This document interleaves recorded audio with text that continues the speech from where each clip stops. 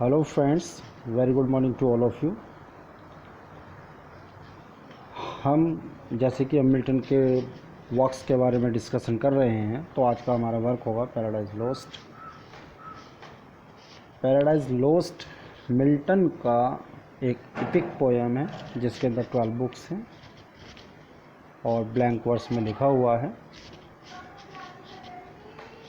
जो इसकी थीम है तो फॉल ऑफ मैन कह सकते हैं या justify the way of God to man. और इसके अंदर जो दिखाया गया है एडम और ईव की डिसओबीडियंस टुवार्ड्स गॉड, जो ईश्वर का उन्होंने कहना नहीं माना था, उसके बारे में है। एडम और ईव ने फॉरबिडन ट्री का फ्रूट्स खा लिया था, उसके बारे में। और जो ये कहानी ली गई है बाइबल की जो फर्स्ट बुक है जेनेसिस, वहाँ से इसको लिया गया है। और पहली ही लाइन में मिल्टन ने बता भी दिया है फॉरबिडन ट्री के बारे में और फॉरबिडन फ्रूट के बारे में। और उन्होंने शुरुआत से ही ये सिन किया था, इसी को ओरिजिनल सिन भी कहा जाता है। और इसी की वजह से अर्थ पर डेथ आई और इन दोनों को पैराडाइज से निकाल भी दिया गया था। 12 बुक्स हैं और 12 बुक्स में जैसा कि आप जानते ही हैं काफ़ी कुछ स्टोरी होगी, आपने स्टोरीज़ पढ़ी भी होंगी। हम यहाँ पर जो भी करते हैं एनालिसिस करते हैं पैराडाइज लोस्ट का, उससे रिलेटेड जो इम्पोर्टेंट क्वेश्चंस बन सकते हैं हम उनकी बात करते हैं यहाँ पर। क्योंकि YouTube पर बहुत सारी वीडियोस मिल जाएंगी जिनके अंदर इनकी हिंदी वगैरह दे रखी है, लेकिन इस टाइप का वर्क जो मैं प्रोवाइड कराता हूँ वो बहुत कम है, होगा लेकिन बहुत कम है। मैंने यहाँ पर इनके कैरेक्टर से रिलेटेड जो इम्पोर्टेंट फैक्ट्स हैं वो फैक्ट्स मैंने यहाँ पर प्रोवाइड किए हैं। और क्वेश्चंस भी इन फैक्ट्स में से ही बनते हैं। लास्ट ईयर का भी अगर आप क्वेश्चन उठाकर देखेंगे तो इन्हीं फैक्ट्स में से क्वेश्चन बने थे। कोटेशंस आज हमने इसलिए नहीं लिए हैं ताकि ऐसा ना हो कि वीडियो लंबी हो जाए, और कोटेशंस की एक अलग से वीडियो बनाई जाएगी। चलिए इसके बारे में बात करते हैं हम पैराडाइज लोस्ट के। पैराडाइज लोस्ट जो कि लिखी गई थी 1658 से स्टार्ट हुई और 1665 में इसको पूरा कर लिया था, यानी कंप्लीट कर लिया था। ये मैं हिंदी में इसलिए लिखता हूँ क्योंकि हम हिंदी भाषी लोग हैं, इजीली लर्न हो जाती है इससे। आगे बात करते हैं इसकी पब्लिकेशन के बारे में। पब्लिश हुआ था 1667 में फर्स्ट टाइम, तब उसकी 10 बुक्स थी और इसके पब्लिशर का नाम क्या था? सैमुअल सिमन। इसके बाद इसको रीपब्लिश भी किया गया था, रीपब्लिश 1674 में। उस वक्त इसके अंदर 12 बुक हो गई थी। जब फर्स्ट टाइम ये 1667 में आई थी तब इसके अंदर 10 बुक्स थी, लेकिन जब रीपब्लिश 1674 में हुई तो इसके अंदर 12 बुक्स हो गई थी। अब यहाँ पर हमने ये भी दे दिया है कि 12 बुक्स कहाँ कहाँ से हुई थी।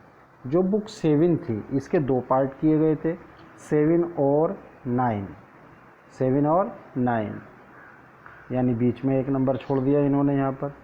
उसके बाद बुक 10 थी और 10 के भी 2 पार्ट किए गए थे, 10 और 12। याद रखिएगा इन दोनों के बीच में एक एक नंबर छूटा हुआ है, यानी यहाँ पर 8 और यहाँ पर 11। तो इससे भी आप पहचान कर सकते हैं और ये भी पहचान कर सकते हैं कौन कौन सी बुक के पार्ट्स किए गए थे और कौन कौन से पार्ट्स हुए थे। यहाँ पर यार ये भी देख लेते हैं सबसे छोटी बुक का नाम कौन सी बुक है? 7th book. और सबसे बड़ी बुक का नाम है और बुक नंबर है 9। यहाँ पर इसमें जब रीपब्लिश हुई थी 1674 में एक आर्ग्यूमेंट जोड़ा गया था जो इसका प्रीफेस भी कहलाता है। और उस प्रीफेस में ये दिखाया गया था कि जो पैराडाइज लॉस्ट लिखी है उसके अंदर मिल्टन ने बहुत ज़्यादा टफ और टिपिकल सेंटेंस और वर्ड्स यूज़ किए थे।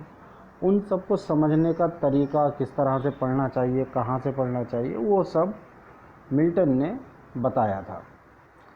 लेकिन ये प्रीफेस किसी और राइटर ने लिखा था, जो कि आपको बताया भी जा चुका है अपनी पिछली वीडियो में, हमने बताया था क्वेश्चन आंसर्स की वीडियो में।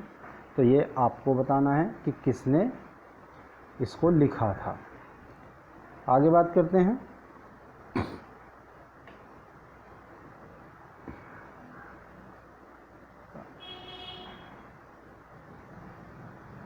इसकी क्लासिकल इपिक कहते हैं इसको, what is called classical EPIC.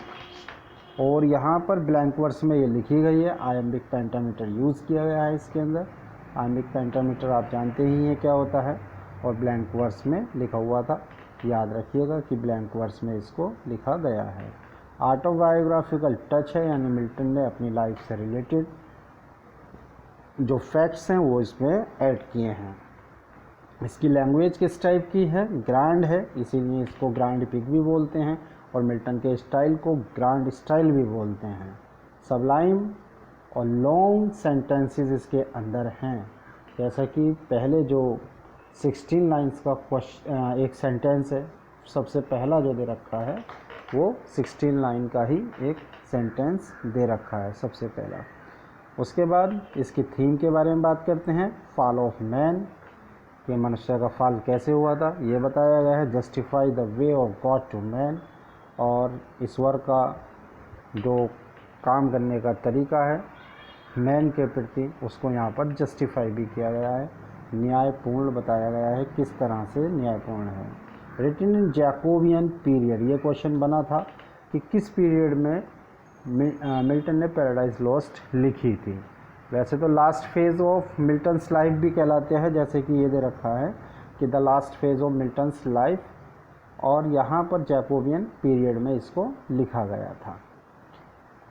कुछ कमेंट्स हैं जो कि राइटर्स ने पैराडाइज लॉस्ट के ऊपर की है। विलियम ब्लेक ने इसको डेविल्स पार्टी वाला बोला था, यानी कि जो कमेंट बोली है उसके अंदर मिल्टन के बारे में ब्लैक ने बोल दिया था। और उस वर्क का नाम जिसके अंदर बोला है marriage of heaven and hell, ये वर्क का नाम है marriage of heaven and hell, इसमें इन्होंने लिखा है। अर्नोल्ड ने मिल्टन के स्टाइल को ग्रैंड स्टाइल बोला है, अर्नोल्ड ने मिल्टन के स्टाइल को ग्रैंड स्टाइल बोला है। इसी तरह से कीट ने, जॉन कीट, इन्होंने ब्यूटीफुल एंड ग्रैंड क्यूरियोसिटी बोला इनके स्टाइल को। आगे बात करते हैं, जब किसी कमेंट के अंदर ब्यूटीफुल एंड ग्रैंड क्यूरियोसिटी आ जाए तो वहाँ से आप पहचान सकते हैं, ग्रैंड स्टाइल आ जाए तो उससे पहचान सकते हैं आप। ड्राइडन ने क्या कहा, Saturn is the real hero of paradise lost. Dryden ने मान लिया कि भाई सैटर्न जो है पैराडाइज का रियल हीरो है। एक वर्ड मीडियाज रेस, ये लैटिन में लिखा हुआ है, इसका मीनिंग एक बार पूछा भी जा चुका है। In the midst of thing, इसको कहते हैं मीडियाज रेस को, ये लैटिन में लिखा हुआ है, in the midst of thing. Next page पर चलते हैं। अब बात करेंगे हम इसके कैरेक्टर्स की। कैरेक्टर में क्या है, सबसे पहले हम बात कर रहे हैं कैरेक्टर में सैटर्न। और सैटर्न के बारे में तो जितना बोला जाएगा कम ही कम है। यहाँ पर सैटर्न में जो क्वालिटीज़ शो की गई हैं वो मिल्टन की हैं। यानी अगर आपसे पूछा जाएगा कि in which character Milton has possessive his qualities या गिवन द ऑटोबायोग्राफिकल टच, तो उसमें क्या आ जाएगा, सैटर्न आ जाएगा, यानी शैतान को दे दिया उसने अपना कैरेक्टर। और क्या है,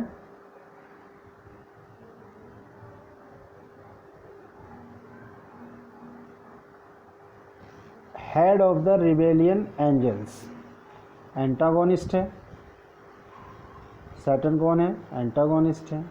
इसका दूसरा नाम जो है लूसीफर था, जब तक इसको हेवन से निकाला नहीं गया था, तब तक इसका नाम, सैटर्न का नाम लूसीफर था। Saturn assume the faces, Saturn इसके अंदर पैराडाइज लॉस्ट में किस किस के फेस एज्यूम करता है, यानी कि अपने ऊपर लगाता है, किस किस का रूप ग्रहण करता है। तो देखिए बुलचर का आया है, बुक 3 में, यहाँ पर बुक भी मेंशन कर दी है। वॉल्फ बुक 4 में, कॉर्मोरेंट इसका बुक 4 में, जल कौवा कहलाता है ये। टॉड बुक 6 में, सरपेंट बुक 10 में, चेरब और एंजल इनका भी रोल इसने अदा किया है, इनका फेस भी एज्यूम किया है। इनका पता निकाल लीजिएगा आप कि कहाँ पर किस बुक में है। एंजल तो था ही, शुरुआत में भी था। नेक्स्ट पेज पर चलते हैं। Saturn's friend and party, Saturn की फ्रेंड्स कौन थे, उसकी पार्टी में कौन कौन थे। चलिए बीलजीबब, सबसे पहले बीलजीबब की बात करते हैं। सैटर्न्स सेकेंड इन कमांड, ये सबसे ज़्यादा क्वेश्चन पूछा जा चुका है कि second in command paradise lost के अंदर कौन है, तो वो आ जाएगा बीलजीबब। लॉर्ड ऑफ फ्लाइज है ये, लॉर्ड ऑफ फ्लाइज भी कहलाता है। यह सैटर्न का सबसे विश्वास पात्र व्यक्ति है। बीलजीबब जो है सैटर्न का सबसे ज़्यादा विश्वास पात्र व्यक्ति है। लॉर्ड ऑफ फ्लाइज ये याद रखिएगा। और इसमें बात करते हैं बेलियल की। He argues against further war with heaven, यानी ये नहीं चाहता कि हेवन से दूसरी युद्ध किया जाए। प्रिंस ऑफ डार्कनेस और लस्टफुल गॉड, ये क्वेश्चन पूछा जा चुका था कि लस्टफुल गॉड कौन सा है। और प्रिंस ऑफ डार्कनेस भी है, लस्टफुल यानी अय्यास टाइप का।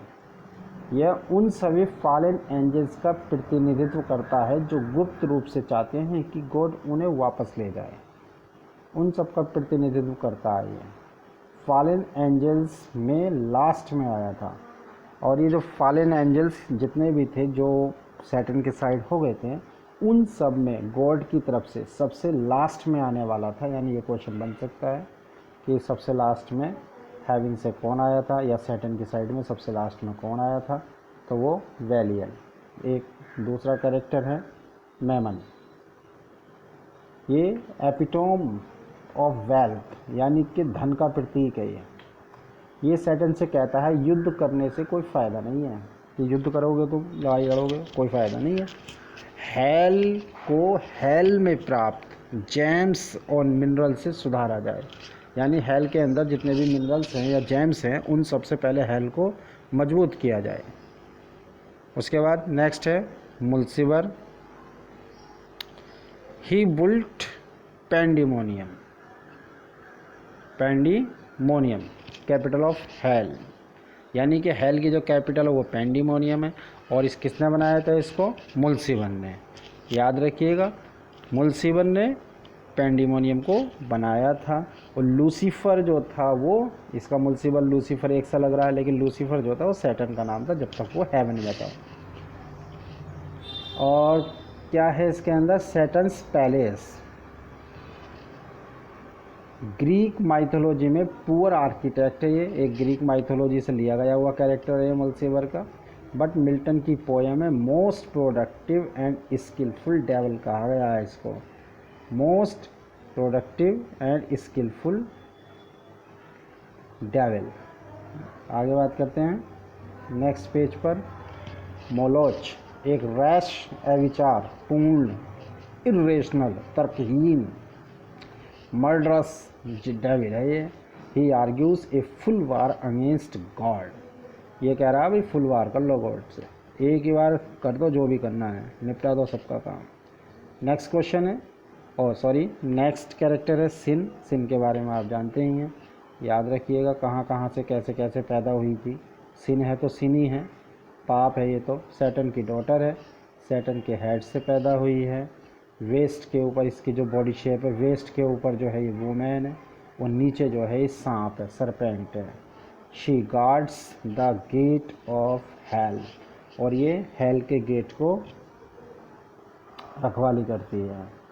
और आगे देखते हैं डेथ, ये सैटर्न का बेटा, सैटर्न्स सन है, स्पॉन यानी नाजायज़ बेटा है ये सैटर्न का।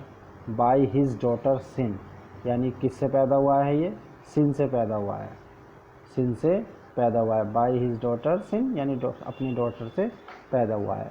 अब यहाँ पर देखिए, क्योंकि ये तो सिन और डेथ की बात चल रही है, पाप ही है total. Death rapes his mother Sin, death जो है अपनी माता यानी सिन जो थी उसकी माता, उसका रेप कर देता है, रेप कर देता है बदले में। किसके बदले में, वो कहता है सैटर्न ने जो है उसकी माँ का रेप किया था, तो इसलिए वो उसकी औलाद का रेप कर देता है। आगे बात करते हैं, इस फैक्ट को एक बार चेक कर लीजिएगा, कभी मुझे गलत इन्फॉर्मेशन हो। नेक्स्ट कैरेक्टर है एडम। अभी अच्छे वाले कैरेक्टर आने शुरू हो गए हैं। एडम द फर्स्ट ह्यूमन, दुनिया का पहला ह्यूमन है ये, सभी मानव जाति का पिता है ये, पूरी की पूरी मानव जाति का। एडम को एक न्यायपूर्ण एवं आदेशित प्राणी बनाया गया है, जो गॉड की स्तुति करते हुए आनंद में रहता है। भाई ईव का पति भी है ये, ईव का हस्बैंड भी है। वहाँ पर है the caretaker of Eden garden, ये ईडन गार्डन की देखभाल करने वाला भी है।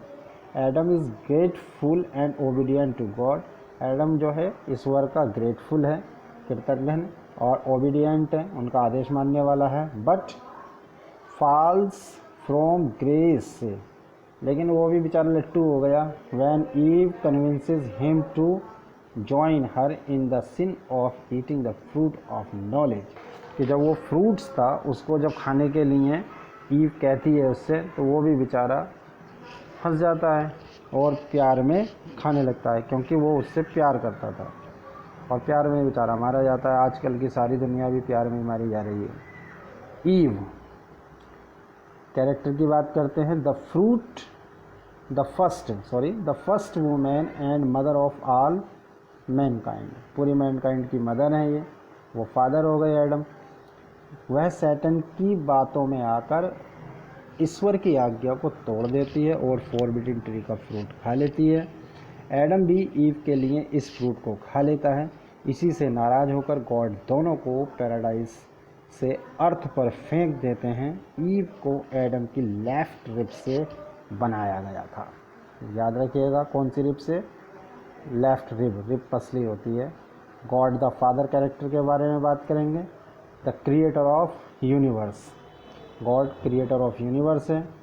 वन पार्ट और Christian Trinity, Adam and ewe को लास्ट में क्रिएट किया था, एडम और ईव को लास्ट में क्रिएट किया था। God the Son, Jesus Christ, God the Son कहते हैं उनको। सेकंड पार्ट ऑफ ट्रिनिटी में इनको पैदा किया गया था। जीसस सैटर्न और उनकी सेना को हेल में भेज देता है, यानी जीसस जो है सैटर्न और उसकी सेना को हेल में भेज देते हैं। Before the creation of earth, पृथ्वी बनाने से पहले। When the fall of man is predicted, तब जब मनुष्य के फाल के बारे में घोषणा की जाती है या फिर भविष्यवाणी की जाती है, तब सन ऑफ गॉड क्या करते हैं, मानवता के पापों को अदा करने में अपना सेक्रीफाइस कर देते हैं, अपना सेक्रीफाइस कर देते हैं, इसीलिए उनकी डेथ हुई थी। ये काफ़ी इम्पोर्टेंट कैरेक्टर है माइकल, माइकल के बारे में सुन लीजिए अच्छे से। एंजल ऑफ जस्टिस है ये। The chief of arc angel, ये आर्च एंजल के क्या हैं, चीफ हैं, यानी कि जो ईश्वरीय हैं, देवदूत वगैरह हैं, उनके चीफ हैं। इनकी ये क्वालिटीज़ हैं, firm and militant, leader of haven army, याद रखिएगा लीडर हैं ये हेवन आर्मी के। ईश्वर के ऑर्डर से एडम और ईव को पैराडाइज से बाहर निकाल देते हैं। ये अच्छा क्वेश्चन है यहाँ पर कि पैराडाइज से निकाल देते हैं ये एडम और ईव को। Without remorse out the sinful pair, यानी इनसे कोई भी बातचीत कुछ नहीं करते हैं, बस निकाल देते हैं। He guards the gate of heaven, और ये क्वेश्चन बन सकता है कि हेवन के गेट को कौन गार्ड करता है, तो Michael. He is called flaming warrior, इसको फ्लेमिंग वॉरियर भी कहते हैं। माइकल को फ्लेमिंग वॉरियर भी कहा जाता है। वह बुक 11 और 12 में एडम को फ्यूचर के बारे में बताते हैं, जिसमें केन और एबेल एडम के बेटे के बारे में भी बताते हैं, और केन जो है एबेल का मर्डर कर देता है। साफ साफ लिखा हुआ है कि केन एबेल का मर्डर कर देता है, और इनका थर्ड सन है सेथ। नेक्स्ट कैरेक्टर पर चलते हैं, राफेल। इसके बारे में भी आप पढ़ेंगे। मोस्ट सोशिएबल एंजल, ये क्वेश्चन बन सकता है कि मोस्ट सोशिएबल एंजल कौन सा है, तो राफेल के बारे में बात करेंगे यहाँ पर। अब architect arc angel in heaven, ये भी हेवन के अंदर ही एक देवदूत हैं, मुख्यों में नाम आता है इनका भी, मेन है ये भी, गॉड का मैसेंजर है ये। राफेल ये इन्फॉर्म करता है एडम को कि सैटन उसको सिन करने के लिए सेड्यूस करेगा, यानी कि वो चाहेगा, कौन, सैटन चाहेगा कि ये फॉरबिडन ट्री से फ्रूट्स को खा लें, लेकिन वो तो समझदार थे एडम, वो नहीं खाते हैं, लेकिन ईव को सेड्यूस कर लेते हैं वो सैटन मियाँ। आगे चलते हैं। Fallen angels and fall of Satan की स्टोरी एडम को सुनाता है। Yes, very important question. Fallen angels की जो कहानी और फॉल ऑफ सैटन की जो कहानी सुनाता है एडम को, वो कौन सुनाता है, राफेल सुनाता है, ये याद रखिएगा। बैटल ऑफ हेवन के बारे में भी कौन बताता है एडम को, ये भी राफेल ही बताता है। कॉस्मोलॉजी यानी कि तारों के ज्ञान के बारे में भी कौन बताता है, ये भी राफेल ही बताता है। इसके बाद है एब्डियल पहले जो था ना ये सैटन की साइड था, लेकिन वापस गॉड की साइड आ जाता है। His character shows the repentance, पश्चाताप को शो करता है इसका कैरेक्टर। आगे चलते हैं। गैब्रियल कैरेक्टर है। गार्ड्स किसको गार्ड करता है, ये गार्डन ऑफ ईडन को, ईडन गार्डन की रखवाली कौन करता है, गैब्रियल गार्डन की रखवाली करता है, ऐसे याद कर सकते हैं आप। गैब्रियल गार्ड करता है गार्डन को, ईडन गार्डन को। एंजल ऑफ मर्सी, इसको मर्सी का एंजल कहा गया है। आगे बात करते हैं। जब सैटन एडम एंड ईव को करप्ट करना चाहता है, जब सैटन एडम और ईव को करप्ट करना चाहता है, यानी कि अनुचित और अनैतिक व्यवहार करने के लिए जब प्रेरित करता है उसे, तो क्या करता है, गैब्रियल जो है सैटन को पकड़ लेता है और ईडन गार्डन से भगा देता है। ठीक है। आगे ये दो छोटे कैरेक्टर हैं, इथूरियल एंड जैफ्रॉन। इथूरियल क्या करता है, ईडन गार्डन को गार्ड करता है ये, और गार्ड करने में गैब्रियल की मदद करता है। इथूरियल और जैफ्रॉन कैप्चर सैटन को पकड़ते हैं। कब पकड़ते हैं, विस्परिंग, जब वो विस्पर कर रहा था इन ईव्स ईयर, जब सैटन सांप बनकर आया था और सरपेंट बनकर आया था और ईव के कानों में खुसर खुसर कर रहा था। ये छोटे माइनर कैरेक्टर हैं, इसलिए इनके बारे में पूछा जा सकता है, याद रखिएगा छोटे कैरेक्टर्स को भी, बड़े वर्क में छोटे कैरेक्टर पूछे जाते हैं। उसके बाद है यूरियल के बारे में बात करें, गार्ड ऑफ अर्थ, यानी अर्थ का गार्ड है ये, और God of light and fire का गॉड है, ये भी याद करना है आपको। ही ट्रिक्स बाय सैटन, ये सैटन की ट्रिक्स में फंस जाता है एक बार, और जब सैटन ने डिस्गाइज किया हुआ था एक चेरब का, छोटे बच्चे का, जो परियों जैसा छोटा बच्चा जो होता है पंख लगे हुए, इस गलती का एहसास होने पर वो गैब्रियल को अलर्ट कर देता है, और गैब्रियल जो है गार्डन का गार्ड था, ईडन गार्डन का, तो वो वहाँ पर उसको पहचान कर भगा देते हैं। तो ये थी हमारे कुछ कैरेक्टर्स के बारे में जानकारी जो हमने आपको प्रोवाइड की, और कुछ जो इन्फॉर्मेशन इम्पोर्टेंट थी जहाँ से क्वेश्चंस बनते हैं, वो फर्स्ट पेज यहाँ पर, ये यहाँ से फर्स्ट पेज पे से, और यहाँ से काफ़ी क्वेश्चंस बनते हैं, ये आप याद रखिएगा। और क्योंकि इसमें ब्लैंक वर्ड्स के बारे में भी क्वेश्चन पूछा जा चुका है, और 12 बुक्स के बारे में भी क्वेश्चन पूछा जा चुका है, और ये भी पूछा गया है कि ऑटोबायोग्राफिकल टच किस एपिक के अंदर है, किस वर्क के अंदर है, और ये भी पूछा जा चुका है कि इसको कब लिखना शुरू किया था और कब कंप्लीट हुई थी, ये भी पूछा जा चुका है। रीपब्लिश कब हुई थी, ये भी पूछा जा चुका है। ये भी पूछा जा चुका है कि मिल्टन की कौन से लाइफ स्पैन में लिखी गई थी, लास्ट में या फर्स्ट में, कब कौन से में लिखी गई थी, और इसको कौन कौन सी बुक में जब डिवाइड किया गया है तो कौन कौन सी बुक से तोड़ा गया और कौन कौन सी बुक नई बनी थी। और एक क्वेश्चन ये भी पूछा गया है कि हीरो कौन है। भाई पैराडाइज लॉस्ट में हीरो का बड़ा घपला रहता है। एक बार सैटर्न को माना जा चुका है और एक बार एडम को भी माना जा चुका है। तो जो मेरी नज़र में है, मुझको जो पता है, वो बुक फर्स्ट में जो माना जाता है वो सैटर्न को, और पूरी अगर पैराडाइज लॉस्ट की बात की जाए तो उसमें एडम को ही हीरो माना जाता है। इसको याद रखिएगा आप। और हमारी वीडियो आपको पसंद आई है तो लाइक करें, शेयर करें और सब्सक्राइब करें। भाई देखो, लाइक शेयर और सब्सक्राइब तो बनता ही है, क्योंकि आप सब जानते हैं, क्योंकि ये वर्क बना रहे हैं, इधर उधर से आ रहे हैं, तो ऐसे ही तो होते नहीं हैं। खैर, आप हमारे चैनल को लाइक करें, शेयर करें, सब्सक्राइब करें। Thank you very much.